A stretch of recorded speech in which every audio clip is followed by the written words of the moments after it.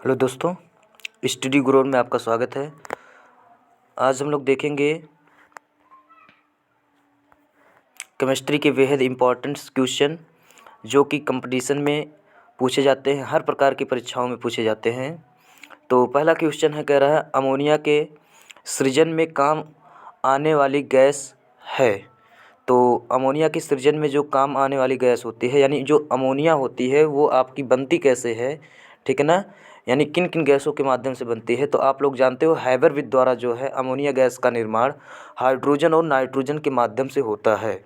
तो आपका option number जो है इसमें देखिए डी सही है। हालांकि देखिए दोस्तों, इसमें जो है आपका आंसर भी दिया गया है, तो इसमें आंसर में जो है और तमाम जानकारियाँ दी गई हैं जिसको हम बताना चाहते हैं आप लोगों को।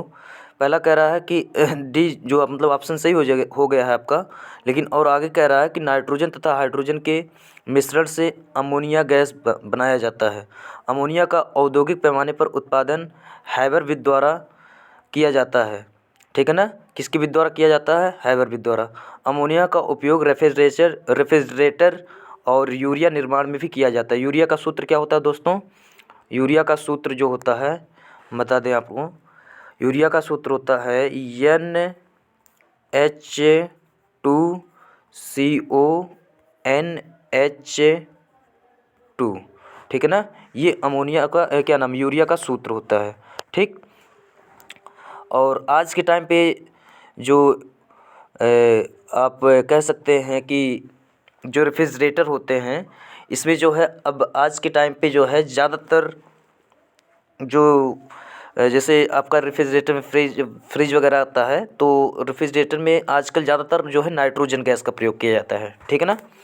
तो आगे देखते हैं हम लोग अगला क्वेश्चन।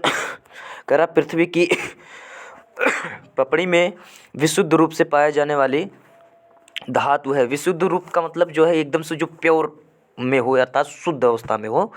तो कह रहा ऑप्शन पहला है सोडियम, दूसरा कह रहा मैग्नीशियम, और तीसरा है आपका तांबा, और चौथा है प्लेटिनम।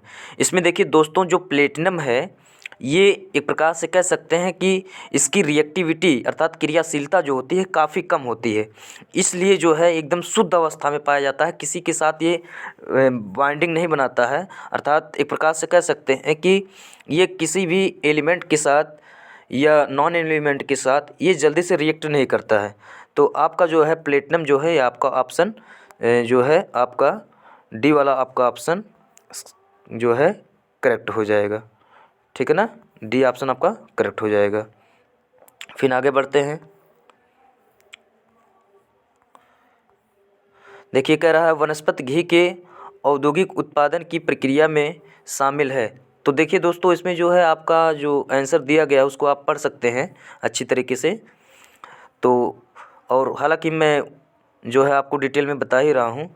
कह रहा है वनस्पति घी के उत्पादन औद्योगिक उत्पादन की प्रक्रिया में शामिल है। वनस्पति घी जो होती है ये आपका जो है अपचयन के माध्यम से बनाया जाता है, और निकिल इसमें उत्प्रेरक का कार्य करता है, और जो निकिल होता है ये अपचयन करवाता है। साथ ही साथ देखिए अपचयन की परिभाषा क्या होती है कि जब किसी भी जो है फैटी एसिड के साथ, जो आपका वनस्पति घी है आपका एक प्रकार से फैटी एसिड ही है, और उसमें जब हाइड्रोजन ऐड किया जाता है तो आपका जो है फैटी एसिड जो होता है आपका और हाइड्रोजन को गेन कर लेता है, जिसके माध्यम से आपका वनस्पति घी तैयार हो जाती है, ठीक है ना।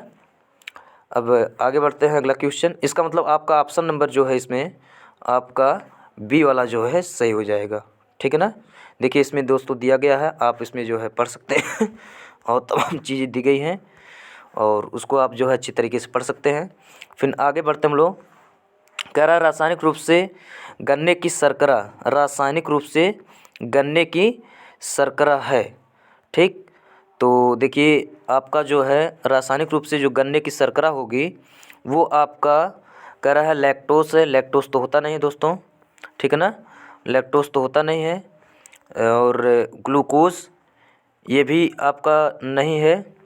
सुक्रोज, सुक्रोज, ठीक है ना, ये आपका ऑप्शन सही हो जाएगा। जो कि गन्ने की शर्करा का जो सूत्र होता है दोस्तों वो होता है आपका जो चीनी की सूत्र होती है, चीनी का सूत्र क्या होता है, C12H2211। चीनी में कौन सी शर्करा पाई जाती है, सुक्रोज शर्करा पाई जाती है, ठीक है ना, जो कि गन्ने से ही बनाया जाता है। तो इसमें देखिए यहाँ पर फार्मूला तो नहीं दिया गया है, अन्य चीज़ें दी गई हैं। कह रहा है रासायनिक रूप से गन्ने का वह रस सुक्रोज है, यह कार्बोहाइड्रेट यानी डाइसैकेराइड है, जिसमें 2 मोनोसैकेराइड यानी ग्लूकोज और फ्रैक्टोज दोस्तों पाया जाता है, जो कि नीचे देखिए दिया गया है आपका। सुक्रोज को जब जल अपघटित किया जाता है तो ग्लूकोज और फ्रैक्टोज प्राप्त होता है, ठीक है ना।